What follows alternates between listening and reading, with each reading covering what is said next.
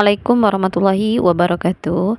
Anak-anak, hari ini kita belajar pendidikan agama Islam dan budi pekerti bersama saya, Ibu Mariana SPDI.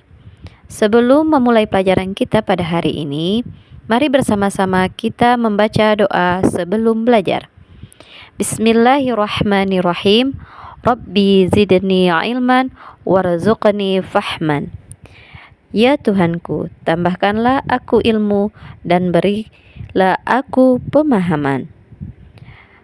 Anak-anak sekalian, hari ini pelajaran kita materinya yaitu Quran Surah Al-Hujurat ayat 13 dan hadis tentang keragaman. Sebelum memasuki pelajaran, kita harus mengetahui terdahulu tujuan pembelajaran kita pada hari ini. Adapun tujuan pembelajaran kita pada hari ini, yang pertama, membaca Quran Surah Al-Hujurat, surah ke-49 ayat 13 dengan tartil. Yang kedua, menghafal dan memahami makna Quran Surah Al-Hujurat, surah ke-49 ayat 13. Yang ketiga, menghafal dan memahami hadis tentang keragaman. Dan yang terakhir, menunjukkan sikap menghargai keragaman di sekolah dan di lingkungan. Lalu, bagaimana bunyi surah Al-Hujurat ayat 13? Dengarkan ibu membacanya dengan seksama. Bismillahirrahmanirrahim. Ya ayyuhan nasu inna khalaqnakum min dzakarin wa untha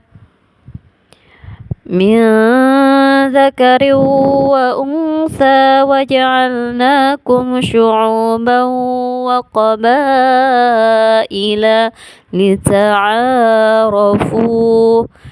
Inna akramakum indallahi atqakum. Innallaha alimun khabir. Arti dari surah Al-Hujurat ayat 13 yang ibu baca tadi, yaitu, wahai manusia, sesungguhnya kami telah menciptakan kamu dari seorang laki-laki dan perempuan. Kemudian kami menjadikan kamu berbangsa-bangsa dan bersuku-suku agar kamu saling mengenal. Sesungguhnya yang paling mulia di antara kamu di sisi Allah adalah orang yang paling bertakwa. Sesungguhnya Allah Maha mengetahui lagi Maha teliti. Kemudian, adapun makna dari surah Al-Hujurat ayat 13, yang pertama, manusia itu memiliki asal-usul yang sama. Dari siapa? Dari Nabi Adam alaihi salam. Yang kedua, keragaman diciptakan untuk saling mengenal. Kita ketahui di negara kita, Indonesia yang tercinta ini memiliki suku dan ras yang bermacam-macam. Ada suku Jawa, suku Batak, suku Baduy, suku Minang, dan yang lain-lain. Jadi, Allah menciptakan kita untuk saling mengenal. Yang ketiga, takwa menjadi ukuran kemuliaan. Karena Indonesia ataupun di dunia ini, manusia diciptakan dari ras, kulit, maupun suku yang berbeda-beda, maka di hadapan Allah Subhanahu wa Ta'ala yang menjadi kemuliaannya adalah ketakwaannya. Dan yang terakhir, Allah Maha mengetahui segala sesuatu. Anak-anak sekalian, kita lanjut ke pembahasan selanjutnya, yaitu tentang keragaman. Adapun hadis tentang keragaman yang disebutkan di dalam artinya, wahai sekali manusia, Rob kalian satu dan ayah kalian satu. Maksudnya adalah Nabi Adam alaihi salam.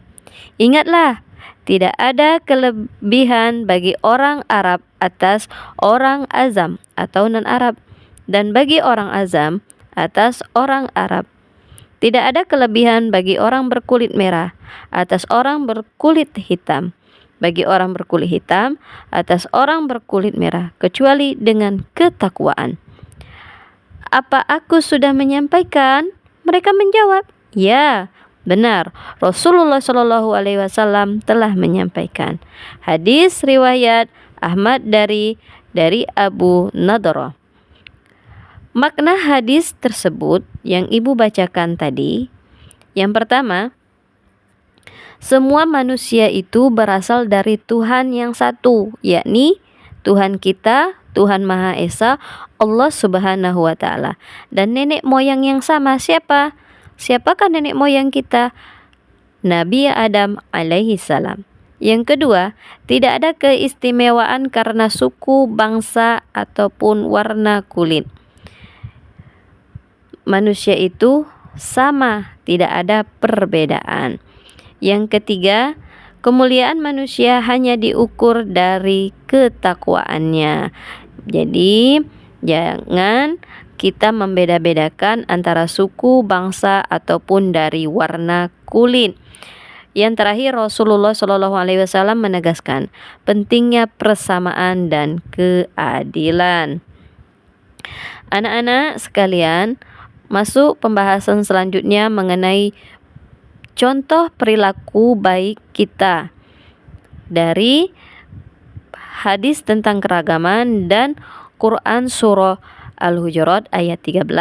Yang pertama, menghargai teman yang berbeda bahasa daerah. Karena kita ketahui anak-anak sekalian, di negara kita tadi, ibu bilang kita memiliki suku yang berbeda-beda. Jadi dari suku mereka memiliki bahasa daerah mereka masing-masing. Yang kedua, tidak mengejek logat bicara teman dari luar daerah. Jadi apabila teman kita berasal dari daerah yang bukan daerah kita duduki sekarang, atau kita tinggal sekarang, jadi apabila datang teman kita dengan membawa logat bahasa mereka masing-masing seperti logat bahasa Jawa, logat bahasa Minang, logat bahasa Batak, ataupun logat bahasa yang lain, jangan dijadikan sebagai bahan ejekan. Yang ketiga, saling membantu meski berbeda latar belakang. Yang terakhir, menghormati perbedaan adat di sekolah. Dengan keragaman yang kita miliki di negara kita, kita jadikan sebagai untuk saling mengenal dan untuk saling menghargai serta saling menghormati. Jadi, adapun kesimpulan pelajaran kita pada hari ini, yang pertama, kita semua bersaudara dalam kemanusiaan. Tidak boleh kita saling bermusuhan. Yang kedua, keragaman adalah anugerah Allah yang harus dihargai. Yang ketiga, Allah menilai ketakwaan bukan penampilan atau kekayaan.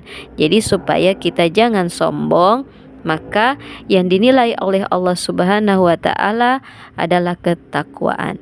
Dan yang terakhir, menghargai perbedaan adalah wujud iman dan akhlak mulia. Semoga anak-anak ibu sekalian bisa menerapi dari apa yang ibu sampaikan.